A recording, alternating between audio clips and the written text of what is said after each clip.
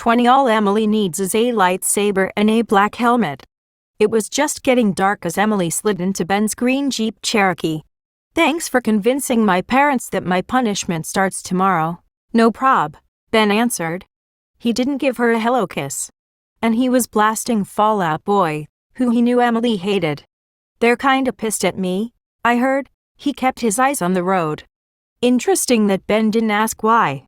Maybe he already knew. Bizarrely, Emily's father had come into her room earlier and said, "Ben's going to pick you up in 20 minutes. Be ready?" Okay. Emily had thought she was grounded for life for denouncing the swimming gods, but she had the feeling they act too. Allie wanted her to go out with Ben. Maybe he'd talk some sense into her. Emily heaved a sigh. Sorry about practice yesterday. I'm just under some stress. Ben finally turned down the volume. It's all right. You're just confused. Emily licked her just chapstick lips. Confused? About what? I'll forgive you this time, Ben added. He reached over and squeezed her hand. Emily bristled. This time? And shouldn't he say he was sorry too? He had, after all, stormed off into the locker room like a baby. They pulled through the Khan's open wrought iron gates. The property was set back from the road, so the driveway was half a mile long and surrounded by tall, thick pines. Even the air smelled cleaner. The red brick house sat behind massive Doric columns. It had a portico with a little horse statue on top and a gorgeous all-glass sunroom off to the side. Emily counted 14 windows on the second floor, from one end to the other. But the house didn't matter tonight. They were going to the field. It was set way off from the property by high, British racing green hedges and a stone wall and went on for acres. Half of it housed the Khan horse farm. On the other side were a huge lawn and a duck pond. Surrounding the whole yard were thick woods. As Ben parked the car in a makeshift grass parking lot, Emily climbed out, hearing the killers blaring from the backyard. Familiar faces from Rosewood climbed out of their Jeeps, Escalades, and Saabs. A group of immaculately made-up girls took cigarette packs out of their little chain-link quilted bags and lit up, talking on their tiny cell phones. Emily looked down at her worn blue Converse All-Stars and touched her messy ponytail.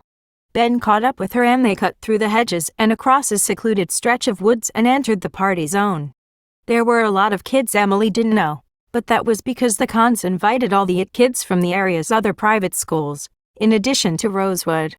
There were a keg and a drinks table by the bushes, and they'd set up a wooden dance floor, tiki lights, and tents in the middle of the field. On the other side of the field, near the woods, there was an old-school photo booth lit up with Christmas lights. The Khans dragged it out of their basement for this party every year. Noel greeted them. He wore a gray t-shirt that said "We'll flex for food," ripped-up faded blue jeans, and no shoes or socks. What up? He handed them both a beer. Thanks, man. Ben took his cup and started drinking. The amber beer messily dribbled down his chin. Nice party. Someone tapped Emily on the shoulder. Emily turned. It was Aria Montgomery, wearing a tight, faded red University of Iceland t-shirt, a frayed denim mini, and red John Fluvog cowboy boots. Her black hair was pulled back into a high ponytail. Wow. Hi, Emily said. She'd heard Aria was back but she hadn't seen her yet. How was Europe? Awesome, Aria smiled. The girls looked at each other for a few seconds. Emily paused, wanting to tell Aria she was glad she'd ditched her fake nose ring and pink hair stripes but wondered if it would be weird to make a reference to their old friendship. She took a sip of her beer and pretended to be fascinated with the ridges on the cup. Aria fidgeted. Listen, I'm glad you're here. I've been wanting to talk to you. You have.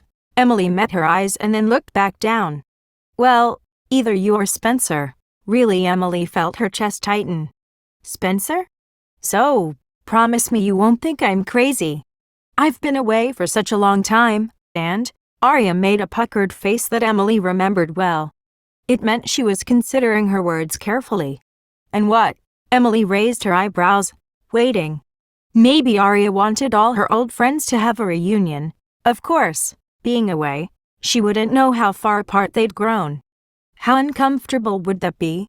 Well, Aria looked around warily. Was there any more news about Ollie's disappearance while I was away? Emily jerked back, hearing Ollie's name come out of her old friend's mouth. Her disappearance? What do you mean? Like, did they ever find out who took her? Did she ever come back? No. Emily chewed on her thumbnail uncomfortably. Arya leaned into Emily. Do you think she's dead? Emily's eyes widened. I don't know. Why? Arya set her jaw. She looked deep in thought. What's this about? Emily asked, her heart pounding. Nothing. Then Arya's eyes focused on someone behind her. She clamped her mouth shut. Hey, said a gravelly voice behind Emily. Emily turned. Maya. Hey, she answered, nearly dropping her cup. I didn't know you were coming. I didn't either, Maya said. But my brother wanted to. He's here somewhere. Emily turned to introduce Arya, but she was gone. So is this Maya. Ben reappeared next to them. The girl that's turned Emily to the dark side. Dark side, Emily squeaked. What dark side? Quitting swimming, Ben answered. He turned to Maya. You know she's quitting, right? You are. Maya turned to Emily and grinned excitedly. Emily shot Ben a look. Maya didn't have anything to do with that. And we don't have to talk about it now. Ben took another big sip of beer. Why not? Isn't it your big news? I don't know. Whatever. He clapped his heavy hand on her shoulder a little roughly. I'm going to get another beer. You want another? Emily nodded, even though she only ever drank one beer at parties. Max. Ben didn't ask Maya if she wanted a drink. As he walked away, she noticed his saggy jeans. Yuck. Maya took Emily's hand and squeezed. How's it feel?